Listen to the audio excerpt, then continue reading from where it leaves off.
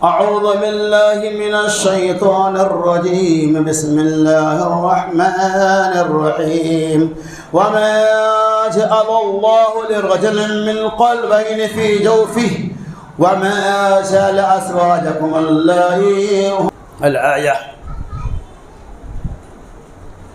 سورة الأحزاب پارہ نمبر 21 آیت نمبر 4.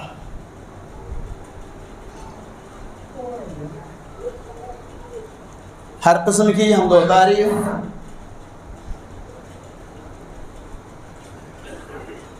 بڑائی اور کبریائی ثنا اور خوبی اللہ عز و جل کے لیے لائق و زیبا ہے، جس کی توفیق سے ہم اور آپ جمع ہوئے ہیں. اللہ سے دعا کیجیے کہ اللہ تبارک و تعالی ہماری اور آپ کی آمد کو قبول فرماتے ہوئے ہمارے لیے آپ کے لیے نجات کا ذریعہ بنائے. آمین یا رب العالمین.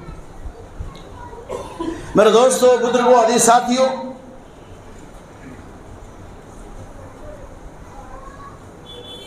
آج میں آپ کے بیچ ایک اہم عنوان جو ملک و سماج یا پوری دنیا میں شاید رائج ہو، جس کی میں وضاحت کروں گا انشاءاللہ.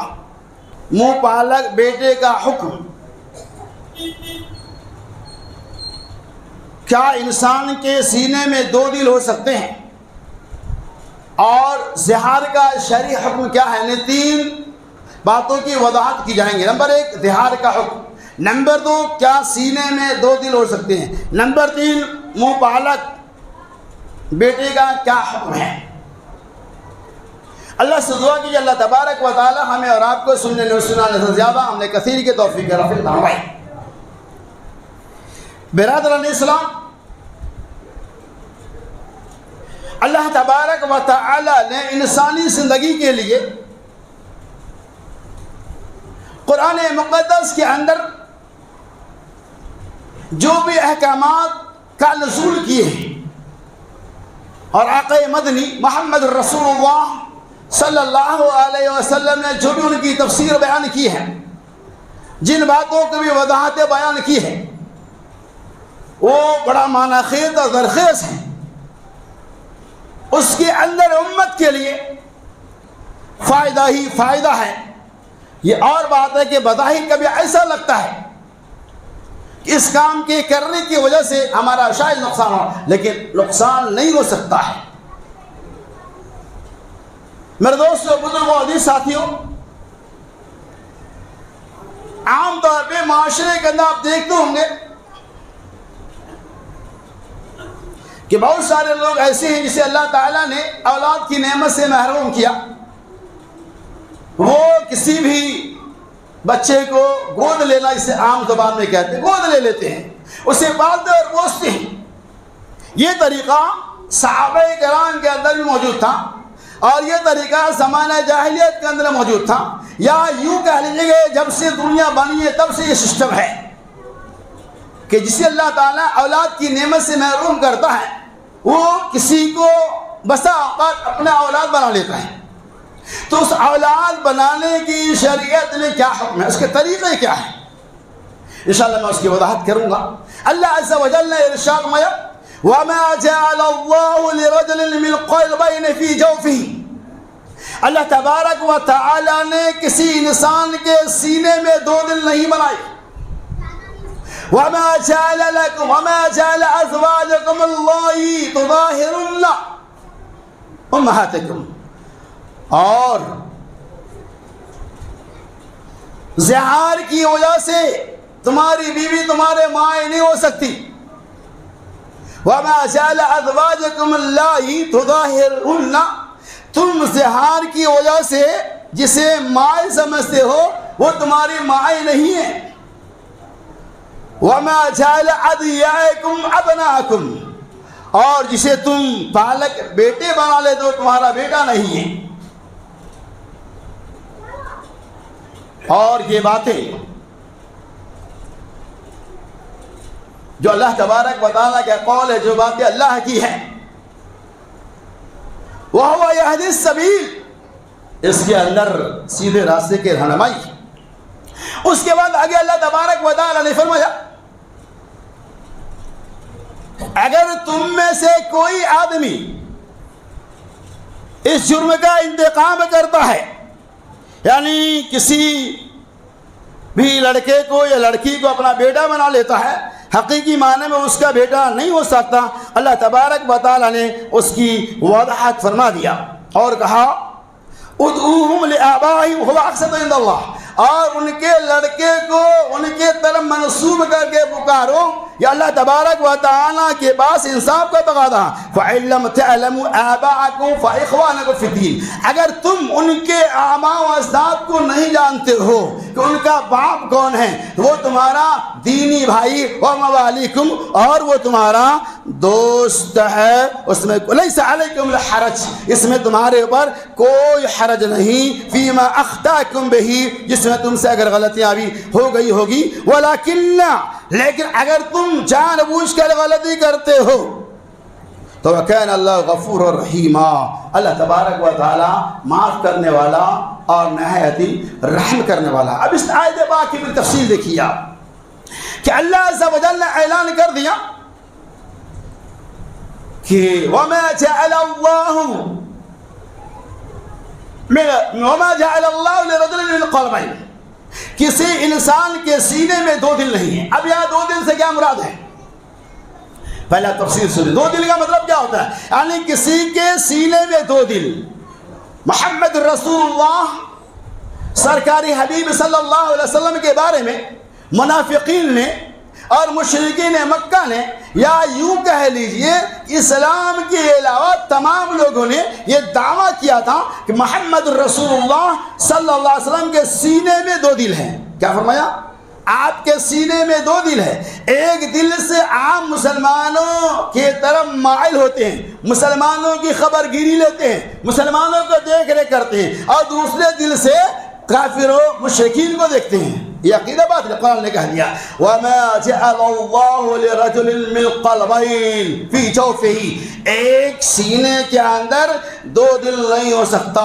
اس طرح سے منافقین مکہ نے محمد رسول اللہ صلی اللہ علیہ وسلم کے خلاف افواہیں اڑائی اور کہا یہ معاملہ ہے۔ اور آگے چلیے وَمَا جَعَلَ أَزْوَاجَكُمُ اللَّائِي تُظَاهِرُهُنَّ، اور زہار کی وجہ سے تمہاری مائیں، تمہاری بیوی تمہاری مائیں نہیں ہو سکتی۔ ایک تو پتہ ہی چلا کہ دنیا کے کسی بھی انسان کے سینے میں دو دل نہیں ہے، چاہے وہ نبی ہو، چاہے وہ ولی ہو، چاہے وہ علی ہو، چاہے مرشد ہو، چاہے مشرک ہو، چاہے کافر ہو، ہر انسان کے سینے میں پروردگار دو عالم نے ایک ہی دل بنایا ہے۔ اس کے بعد دوسرا اہم پوائنٹ یہ کہ اللہ نے فرمایا وَمَا جَعَلَ، اور اللہ تبارک و تعالی نے تمہاری بیویوں کو زہار کی وجہ سے تمہارے مائیں نہیں بنا دیا، وہ ماں کے حکم کے اندر نہیں ہے۔ سورۃ المجادلہ کے اندر اللہ تبارک و تعالی نے اس کی کوئی تفصیل بیان کیا ہے۔ اس واقعے کی طرف میں جاؤں گا تو جو اصل پوائنٹ ہے اس میں ہم نہیں جا پائیں گے، تو سورۃ مجادلہ کو آپ پڑھ جائیے۔ اللہ تبارک و تعالی حضرت خولہ بنت ثعلبہ رضی اللہ تعالی عنہ کے شوہر کے بارے میں تفصیل بیان کیا کہ انہوں نے اپنی بیوی سے زہار کر لیا تھا۔ اب سمجھیے یہ کہ زہار کا مطلب کیا ہوتا ہے؟ زہار کا مطلب یہ ہوتا ہے کہ کوئی انسان اپنی بیوی کو اپنے ماں کے پش کی طرح سے مان لے، یعنی یہ کہیں کہ تم ہماری ماں کی پش کی طرح سے، پیٹھ کی طرح سے ہو، یعنی حرام۔ زمانہ جاہلیت کے اندر اسے طلاق تصور کیا جا رہا تھا۔ کیا کیا جا رہا؟ اگر کسی نے ایسا کہا زمانہ اسلام سے پہلے، زمانہ جاہلیت کے اندر اگر کسی نے یہ کہہ دیا تمہاری پیٹھ میرے ماں کی پیٹھ کی طرح سے ہے تو وہ طلاق واقع ہو جاتی تھی۔ خولہ رضی اللہ تعالی عنہ کے ساتھ یہ معاملہ ہوا، پوری تفصیل احادیث کے موجود ہے۔ اللہ کے رسول کے پاس گئے، اللہ تبارک و تعالی نے آپ کی صدا کو سن لیا اور زہار کا حکم نازل فرمایا، اور یہ کہا کہ زہار کی وجہ سے طلاق تو واقع نہیں ہوں گی، لیکن زہار کا لفظ استعمال کرنا، زہار کرنا زمانہ اسلام کے اندر یہ حرام جائز نہیں ہے، زمانہ جاہلیت کے جائز تھا۔ جب اسلام آیا تو اسلام کے شروع زمانے میں یہ چیزیں موجود تھی۔ اللہ تبارک و تعالی نے سورہ مجادلہ کے اندر اس سے زہار کا حکم نازل فرمایا اور کہا کہ اب اگر کوئی آدمی اپنی بیوی کو اپنے ماں کے پشت کی طرف سے مان لے گا طلاق تو واقع نہیں ہوں گی، لیکن اگر آج بھی کوئی ایسا کرتا ہے تو اس کے اوپر کفارہ لازم ہے۔ کفارہ کیا ہے؟ 60 مسکین کو کھانا کھلانا یا 60 دن کا روزہ رکھنا یا ایک غلام کو آزاد کرنا، یہ اس کا کفارہ ہے۔ تو اسلام کے اندر یہ زیادہ عام طور پر ہم لوگ نہیں سمجھتے۔ بہت سارے ایسے نوجوان ہیں جو باتوں بات میں اپنی بیوی کو طلاق بھی دے دیتے ہیں اور وہ یہ سمجھتا ہے کہ مذاق ہے۔ نہیں، اسلام کے اندر آپ سن لے، موضوع میرا اشارہ میں کر رہا ہوں، مذاق کے اندر بھی طلاق نہیں دے سکتے ہیں۔ اگر آپ نے مذاق میں بھی طلاق دیا وہ طلاق شمار کی جائے گی۔ اسی طرح سے اگر آپ زہار کر رہے ہیں، باتوں بات میں اتنی محبت ہے آپ کو، اتنی محبت ہے آپ کو کہ آپ یہ کہہ دیتے ہیں میری ماں کی، تم میری ماں کی پشت کی طرح سے ہو، تو پھر آپ کے اوپر کفارہ لازم آ جائے گا۔ یہ کرنا، ایسا کہنا غلط ہے۔ زمانہ جہالت کے ایک رواج تھا جسے اسلام نے حرام قرار دیا اور کوئی انکیس کر لے گا اس کے لیے کفارہ لازم ہو جائے گا۔ اس کے بعد اللہ عز و جل نے فرمایا وَمَا جَعَلَ أَدْعِيَاءَكُمْ أَبْنَاءَكُمْ، اور تمہارے منہ پالک بیٹے تمہارے بیٹے نہیں ہو سکتے، تم ان کے باپ نہیں بن سکتے۔ اللہ تبارک و تعالیٰ نے اس کی پوری تفصیل بیان کی سورہ احزاب کے اندر، آیت نمبر 34-35 کا مطالعہ کر دیجیے، پوری تفصیل اللہ عز و جل بیان کر دیا ہے۔ اور پھر اللہ کے دیکھ اسلام کتنا پیارا مذہب ہے۔ قرآن نے کہا کوئی آدمی اگر کسی کو اپنا بیٹا بنا لیتا ہے، حقیقی معنی میں وہ اس کا بیٹا تو نہیں ہو سکتا ہے، لیکن کسی کے باپ کا کسی کو علم نہیں ہے، اس کے باپ کون تھا نہیں تھا واللہ عالم، تو قرآن نے کیا کہا پھر بھی ہم اسے بیٹا نہیں بنا سکتے، وہ ہمارے سلبی اولاد کی طرف سے نہیں ہو سکتا، وہ ہمارے وراثت کا حقیقی مالک نہیں ہو سکتا۔ قرآن نے اعلان کر دیا اگر کسی کے باپ کا علم نہیں ہے تو وہ تمہارا دینی بھائی ہے، وہ موالیکم، اور وہ تمہارا دوست ہے۔ اگر تم سے کوئی پہلے غلطیاں ہو گئی، خطا ہو گئی تو اللہ تبارک و تعالی معاف کرنے والا ہے، لیکن آج کے دور میں اگر کوئی انسان جان بوجھ کر ایسا کام کرتا ہے تو آپ سوچ لیجئے وہ کیا کر رہا ہے، بالکل قرآن و سنت کے خلاف ہے۔ اللہ عز و جل نے سورۃ الاحزاب کے اندر اور دیکھیے آگے تفصیل دیکھیے کہ اللہ تعالیٰ نے کس انداز میں بیان کیا۔ آپ نے سنا ہوگا حضرت زید بن حارثہ رضی اللہ تعالیٰ عنہ ایک ایسے صحابی، الحمدللہ ایسے صحابی گزرے ہیں جس کا نام قرآن میں آیا ہے، لاکھوں صحابہ کرام موجود ہیں، کسی صحابی کا نام قرآن میں نہیں آیا ہے، لیکن ایک جنرل ایک ایسے صحابی ہے حضرت زید بن حارثہ رضی اللہ تعالی عنہ جس کا نام اللہ تبارک و تعالی نے سورہ احزاب پارہ نمبر 21 آیت نمبر 34 سے بیان کیا ہے۔ جیسے کہ آپ اس چیز کی تفصیل کو دیکھیے، اللہ عز و جل فرمایا واللہ احق ان تخشاه فلما قضى زيد منها وطرا وزوجناها لكي لا يكون على المؤمنين حرج في ازواج ادعيائهم اذا قضوا فيهن وطرا وكان امر الله مفعولا۔ اب دیکھیے پہلے ترجمہ سنیے، اللہ فرمایا کہ آپ کے لیے مناسب نہیں، واللہ احق ان تخشاه، اللہ تبارک و تعالی زیادہ مستحق ہے اس سے ڈرا جائے۔ اور آگے کیا فرمایا اللہ نے فَلَمَّ قَضَى زَيْدٌ، جب اللہ تبارک و تعالیٰ نے حضرت زید بن حارثہ رضی اللہ تعالیٰ عنہ کے بارے میں فیصلہ کر دیا، اور کیا فیصلہ کیا؟ وطرن، اس سے ملنے کے بعد زید بن حارثہ رضی اللہ تعالیٰ عنہ کی شادی حضرت زینب بنت جحش رضی اللہ تعالیٰ عنہ سے محمد رسول اللہ نے کرایا تھا، اور زید رضی اللہ تعالیٰ عنہ یہ محمد رسول اللہ کا غلام ہی نہیں تھا بلکہ آپ اس کو اپنا لڑکا کہہ کر پکارنے لگے، آپ زید بن حارثہ کے بجائے زید بن محمد کہہ کر پکارنے لگے۔ قرآن نے اس کو واضح کر دیا. تو اللہ نے کیا فرمایا؟ اللہ نے فیصلہ سنایا کس کے بارے میں؟ زید بن حارثہ کے بارے میں. کب؟ جب وہ نکاح کے بعد، شادی کے بعد انہوں نے وطی کر لیا. اس کے بعد اللہ نے فرمایا اے نبی محمد صلی اللہ علیہ وسلم، اب ان کے وطی کے بعد آپ زید بن حارثہ کی بیوی زینب بنت جحش رضی اللہ تعالی عنہ سے آپ کا نکاح ہوا. اللہ نے آپ کو وہی کے لیے خبر دی. یہ بہت چبھنے والی خبر تھی، جس کو آپ نے اپنا منہ بولا بیٹا بنا لیا، جس کو آپ نے شادی اپنی مرضی سے کرا دیا. گرچہ زینب بنت جحش رضی اللہ تعالی عنہ اس کے لیے تیار نہیں تھے. نبی علیہ السلام نے سمجھایا بڑھایا. بہرحال نبی کا جب حکم آ گیا تو سر خم زید رضی اللہ تعالیٰ نے کہا ہو گیا. اور اللہ سے کہہ رہا ہے اے نبی محمد صلی اللہ علیہ وسلم، آپ زید بن حارثہ رضی اللہ تعالیٰ عنہ کی جو بیوی زینب بنت جحش ہے اس سے آپ کا نکاح ہوگا. یہ خبر نبی علیہ السلام کو ملی اور آپ ڈر گئے کہ لوگوں کے بیچ اگر یہ خبر میں دے دوں تو لوگ مجھے کیا کہیں گے. یعنی مثال بہو سے شادی کرنا یہ کیسا ہے؟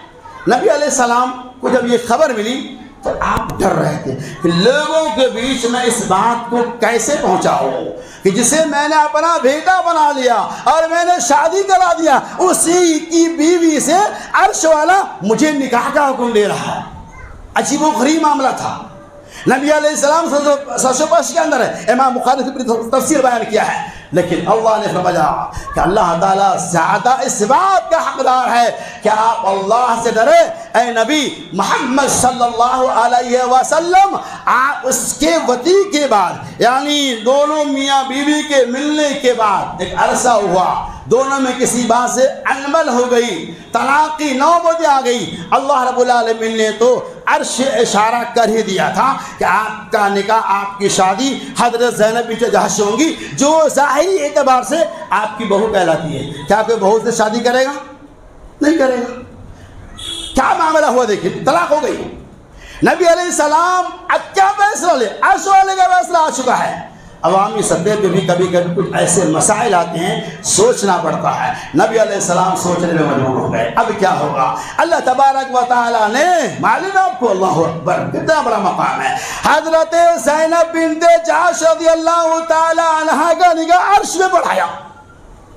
عرش میں آپ کا نکاح ہوا، آپ کو خبر دی گئی، آپ ان کو خبر دیے. زینب بنت جحش کی رخصتی ہوئی اور نبی اکرم صلی اللہ علیہ وسلم نے دوسرے دن ولیمہ کیا. رخصتی ہو گئی. اما عائشہ رخصتی ہو گئی، آپ کی دوسری ازواج مطہرات وغیرہ تھی، اما عائشہ اور دیگر ازواج مطہرات، کچھ تنمن ہوئی. تو حضرت زینب رضی اللہ تعالیٰ عنہ کیا کہتی معلوم ہے؟ عورت صحابیہ ہیں، کچھ تو صفات رہتی ہیں. تانا تشریح کی بات ہوئی، کہا اما عائشہ سنو، تمہارا نکاح اس فرش کے اوپر ہوا ہے ولی کی موجودگی میں، گواہ کی موجودگی میں، شہادتین کی موجودگی میں، اور میرا نکاح عرش والوں نے پڑھایا ہے. میرا ولی بھی رب العالمین، میرا شاہد بھی رب العالمین، میرا کفیل بھی رب العالمین. میرا اتنا بڑا مقام ہے، عرش والوں نے میرا نکاح عرش پہ پڑھایا اور فرش پہ میرا ولیمہ ہوا. ایک پوائنٹ تو ہوا. اصل میں امام بخاری رحمۃ اللہ علیہ سے بتانا کیا چاہتے ہیں، ایک پوائنٹ آپ سن لیجیے. اس سے بتانا مقصود یہ ہے، اور سنیے آپ، کہ منہ بولا بیٹا آپ کی سلبی اولاد نہیں ہو سکتی ہے، سگے اولاد کے حکم میں نہیں آ سکتا ہے. اللہ تبارک و تعالی زینب بنت جحش سے آپ کا نکاح کرا کے سماج معاشرے کو یہ پیغام دینا چاہ رہا ہے کہ یہ تمہارے سلبی اولاد کی طرف سے نہیں ہے، لہذا اگر طلاق دے رہا ہے اس سے نکاح جائز ہے. کیا پتہ چلا؟ وہ حقیقی اولاد نہیں ہو سکتا ہے. تو حضرت زید رضی اللہ تعالی عنہ سے محمد رسول اللہ سرکار حبیب صلی اللہ علیہ وسلم کو بہت ہی زیادہ محبت تھی. اور یہ کون تھے معلوم آپ کو؟ حضرت خدیجہ رضی اللہ تعالی عنہا کے غلام تھے. اور خدیجہ رضی اللہ تعالیٰ عنہ بہت مالدار تھی. یہ سن لیا، میں غور سے سنیے آپ. وہ بولا بیٹا آپ نے کب بنایا؟ نبوت سے پہلے کی بات ہے. حضرت خدیجہ رضی اللہ تعالی عنہا نے اسے آزاد کر دیا اور کہا کہ اے نبی محمد صلی اللہ علیہ وسلم اب یہ آزاد ہے، آپ اسے اپنا غلام بنا لیں، آپ کام دھم کرنے کے رکھ لیں، اب میں اس کے لیے فری کر دیا ہوں۔ تو حضرت زید رضی اللہ تعالی عنہ جو خدیجہ رضی اللہ تعالی عنہا کے غلام تھے، جسے محمد رسول اللہ صلی اللہ علیہ وسلم کے لیے اما خدیجہ رضی اللہ تعالی عنہ نے وقف کر دیا تھا، اور اس زید رضی اللہ تعالی عنہ سے آپ کو بڑی محبت تھی، بڑی انسیت تھی، بڑا پریم تھا، بڑا مقام تھا آپ کا۔ آپ کی شان اور مقام کے بارے میں جتنی تعریف کی ہے وہ کم ہے۔ اتنی محبت تھی کہ اللہ تعالیٰ نے آپ کو نرینہ اولاد سے، یعنی آپ کے پاس لڑکے نہیں تھے، بچپن میں پیدا ہوئے، اما خدیجہ رضی اللہ تعالیٰ عنہ سے قاسم، طیب، عبداللہ، اور ایک ابراہیم کا تذکرہ بھی آتا ہے ماریہ قبطیہ سے، یہ لڑکے پیدا ہوئے اور بچپن میں ہی انتقال کر گئے۔ آپ کے پاس کوئی لڑکا نہیں تھا، 4 لڑکے جو آپ جانتے ہیں، اس کی طرف جانے کی ضرورت نہیں۔ تو اس اعتبار سے زید کا کوئی تھا بھی نہیں، تو آپ نے اسے اپنا مپالک اولاد بنا لیا، جیسا آج ہم لوگ بھی بنا لیتے ہیں۔ بناؤ الحمدللہ، لیکن اللہ رب العالمین نے نبی کو خطاب کیا، اے نبی محمد صلی اللہ علیہ وسلم ما جعل ادعیائکم ابناءکم، اے محمد صلی اللہ علیہ وسلم آپ کے مپالک لڑکے کے آپ باپ نہیں بن سکتے ہیں، آپ ان کے والد نہیں ہو سکتے ہیں، یہ آپ کی سلبی اولاد نہیں ہے۔ تب اللہ رب العالمین نے سورہ احزاب کے اندر بڑی تفصیل بیان کیا، پھر نکاح طلاق ہوا، پھر نکاح ہوئی، یہی ثابت کرانا مقصود تھا۔ ہم آج الحمدللہ بہت سارے لوگ ایسے سے اللہ تعالیٰ اولاد کی نعمت سے محروم کر دیا، کوئی کبھی کسی لڑکی کو گود لے لیتا ہے، کوئی کبھی کسی لڑکے کو گود لیتا ہے، یقیناً لے کوئی بات نہیں ہے، پالنا پوسنا یہ تو امام اعظم محمد الرسول صلی اللہ علیہ وسلم کی سنت مبارکہ ہے۔ اللہ نے آپ کو دولت و ثروت دیا ہے، کچھ نہیں دیا، اس لیے اللہ غالب کہا کرتے تھے، اے اللہ جب وہ غالب اپنے چہرے کو کانچ میں دیکھتے تو کیا کہتے ہیں معلوم ہے؟ جب کانچ میں دیکھتے پورا سر کا بال سفید ہو چکا تھا، اخیر جب کانچ میں دیکھتے اپنے سر کو تو کیا کہتے ہیں؟ اے رب العالمین اس غالب کو تو نے سب کچھ دیا، اے اللہ تو نے سب کچھ دیا مگر اس گھر کا ایک دیا نہیں دیا۔ ان کے پاس بھی اولاد نہیں، ایسے بہت ساری تاریخیں ہیں۔ میں بتا رہا تھا کہ آپ کو اللہ نے اولاد سے محروم کیا ہے، آپ کسی کی اولاد کو اپنے گود پال سکتے ہیں، لے سکتے ہیں، اپنے گھر میں رکھ سکتے ہیں، جوان کر سکتے ہیں، شادی بیاہ کرا سکتے ہیں، جو کچھ اللہ توفیق دے آپ دے سکتے ہیں، لیکن حقیقی باپ کے طرف ہی وہ منسوب ہوگا۔ بہت سارے لوگ ایسے، ایک دو نہیں، سینکڑوں کی تعداد میں لوگ ایسے ہیں جو کسی کی اولاد کو لے لیتا ہے اور اس اولاد کو اپنی اولاد کی طرح سمجھو، لیکن نام کے اندر چینجنگ نہیں ہو سکتا ہے، باپ کہا جا سکتا ہے، جیسے عرف عام کے اندر محبت سے کہ تو میرا بیٹا ہے، بیٹا ادھر آ، وہ کہا ابو کیا بات ہے، یہ عرف عام کی اصطلاح الگ ہے، اس میں کوئی حرج نہیں ہے۔ لیکن اگر کوئی خاص کر لیتا ہے، سلبی اولاد نہ ہونے کی وجہ سے کسی بچے کو گود لینے کے بعد اس کو سلبی اولاد مان لیتا ہے اور اپنی جائیداد کا مالک اسے بنا دیتا ہے، رب ذوالجلال کی قسم اسلام کا حرام ہے، وہ سلبی اولاد نہیں ہو سکتا ہے۔ اگر آپ کو اللہ نے اولاد سے محروم کیا ہے تو آپ کے جائیداد کا جو وارثین ہے، جو بھی رشتہ دار ہے، بھتیجا ہے، بھتیجا، اس کی تفصیل کی ضرورت نہیں ہے، لیکن اگر جس کو آپ نے پال لیا ہے اسے بھی محروم نہیں کرنا ہے۔ قرآن کو اصول دیکھیے، دینا ہے آپ کو، آپ کی وہ تو حقیقی اولاد نہیں ہو سکتی، ایک تو پوائنٹ رکھ لیجیے آپ۔ کوئی اگر منسوب کرتا ہے تو شریعت کے خلاف کرتا ہے، کیا کریں گے؟ قرآن نے اصول دیا، آپ پال رہے ہیں اور وہ آپ کے وارث میں سے نہیں ہے تو 1/3 اس کو وصیت کر سکتے ہیں، ختم ہو گئی بات۔ 75 لاکھ کا مالک ہے، آپ نے کسی بچے کو بچپنے میں لے لیا، الحمدللہ وہ صدقہ جاریہ آپ کے لیے ثواب کا کام ہے، پالے پوسے جوان کر دیے، شادی کر دیے، تو آپ اس کے لیے ثلث حصہ وصیت کر سکتے ہیں۔ یعنی 75 لاکھ کا مالک ہے تو 25,000 کا مالک آپ کا منہ پالک بیٹا بن سکتا ہے، کب؟ جب آپ وصیت نامہ کر کے جائیں گے تب، اور جو 50,000 روپے بچتا ہے یا 50 لاکھ بچتا ہے، وہ جو وارثین حقیقی ہے جسے قرآن کا تذکرہ کیا ہے، ان کے 20 رقوم کو تقسیم کیا جائے گا۔ تو کیا پتہ چلا؟ سبھی اولاد کا یہ حکم ہے، گود میں پالنے والے بچوں کا یہ حکم ہے۔ لیکن آج دیکھیے بہت سارے جگہ پہ، چاہے وہ کہیں کا بھی رہنے والا ہو، کہ بچپن میں لے لیتے ہیں اور اس کا جو حقیقی باپ ہوتا ہے، نام تو مٹانے دو، نام ہی نہیں پورا جہان مٹا دیا جاتا ہے۔ اب میں نے دیکھا، نام تو جانا دو، راشن کارڈ سے نام ہی نہیں بلکہ اس باپ سے پورا جہان مٹا دیا جاتا ہے، اور مستقبل میں یہ نہیں کہا جا سکتا ہے کہ وہ فلاں کا بیٹا ہے۔ اور بیٹا جب جوان ہوتا ہے تو یہ کہتا ہے، اے میرے ابو جان، آپ میرے حقیقی باپ ہے، آپ نے مجھے 6 مہینے کی عمر میں بھیج دیا، کیا آپ 10 بچے کو پال سکتے ہیں؟ رب ذوالجلال کی قسم، کیا آپ کے پاس اتنی طاقت نہیں تھی کہ آپ 10 کے ساتھ ساتھ 9واں بیٹا مجھے بھی پال کے کھلاتے ہیں؟ آپ نے مجھے ایسے لوگوں کے حوالے کر دیا جب میرا باپ نہیں ہے۔ ایسے بولتے ہیں لوگ، کیوں ایسا ہوا؟ اس لیے کہ ہم نے شریعت کی مخالفت کی۔ تو خلاصہ کلام یہ ہے کہ اللہ تبارک و تعالی نے محمد رسول اللہ سرکار حبیب صلی اللہ علیہ وسلم کو خطاب کیا اور کہا کہ زید بن حارثہ رضی اللہ تعالی عنہ آپ کی سلبی اولاد نہیں ہو سکتی ہے، آپ کی سکی اولاد نہیں ہو سکتی ہے۔ لہذا آج بھی یہی نکات اور یہی قرآن کی آیات کی تفسیر ہمارے بیچ موجود ہے۔ آپ کو اللہ نے محروم کیا، آپ کسے بھی چاہے پال سکتے ہیں، ثواب ہوگا، صدقہ جاریہ ہوگا، آپ کے لیے میدان محشر میں نامہ اعمال کے خزانے بنائے جائیں گے۔ لیکن آپ ایک طرف نیکی کرتے ہوئے دوسرے طرف جاتے جاتے گناہ کر کے نہ جائیں۔ ایسے لوگ ہیں، یہ بہت بڑی نیکی کا کام ہے، پالو بوسو، لیکن آخر میں ہم ظلم کیا کرتے ہیں؟ جس کو پال لیا پوری جائیداد اس کے نام سے کر کے چلے گئے، اور جو اصل وارث ہے جس نے قرآن نے جس کا تذکرہ کیا اس کا کیا ہوگا؟ میدان محشر میں اصل وارث اگر آپ کے دامن کو پکڑ لے گا، اے رب العالمین فلاں آدمی کا وارث میں تھا لیکن مجھے کچھ نہیں دیا، میرے حقوق سے مجھے محروم کر دیا، آپ نے کروڑوں روپے خرچ کر دیا، ڈاکٹر انجینئر فلاسفہ بنایا، لیکن اگر وہ آپ کا وہ سگا رشتہ دار جو وارث بنتا ہے میدان محشر میں دامن کو پکڑ لے گا، آپ کہیں کہ نہیں رہیں گے۔ یہ حقوق العباد میں داخل ہے۔ لہذا اللہ سے دعا ہے، گرچہ میری بات سے کسی کو تکلیف ہوئی ہوگی ہو، معذرت خواہ ہوں، لیکن جو قرآن حدیث کہہ رہا ہے اسے ہمیں بیان کرنا ایمانداری ہے۔ لہذا اللہ سے دعا کو کہ اللہ تبارک و تعالی ہمیں اور آپ کو شریعت مطہرہ کو سمجھ کر اس کے مطابق عمل کرنے کی توفیق رفیق عطا فرمائے۔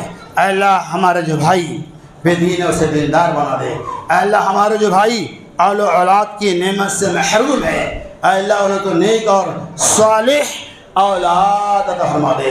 اے رب العالمین ہمارا جو بھائی بے نمازی ہے اسے نمازی بنا دے۔ اے اللہ ہمارا جو بھائی ترتلے دبے ہوئے ہیں، اے اللہ ان کی قرض کی ادائیگی کے اسباب پیدا کر دے۔